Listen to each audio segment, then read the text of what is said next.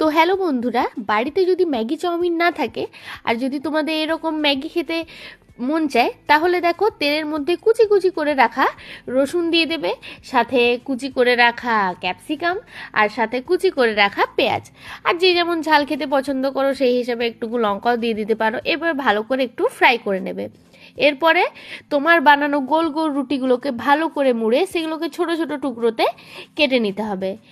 তারপরে কি কেটে নেওয়ার পরে সেই ফ্রাই করা জিনিসে আরও একটু টমেটো সস আর সয়া সস, আর যদি আরও বেশি ঝাল খেতে পছন্দ করে তাহলে চিলি সস। এরপরে ফ্লেভারের জন্য একটু গোলমরিচের গুঁড়ো, আর আমার কাছে ছিল ম্যাগি মশলা, তাহলে আমি সেটাও দিয়ে দিলাম যাতে একদম ম্যাগির মতো টেস্ট আসে। এরপরে ভালো করে ওগুলোকে মিক্সড করে, যদি বাড়িতে ম্যাগি চাউমিন না থাকে তাহলেও কিন্তু আমরা ম্যাগির স্বাদ পেতে পারি। এরপরে কুচি করে রাখা রুটিগুলো দিয়ে দাও, তাহলেই হয়ে গেল।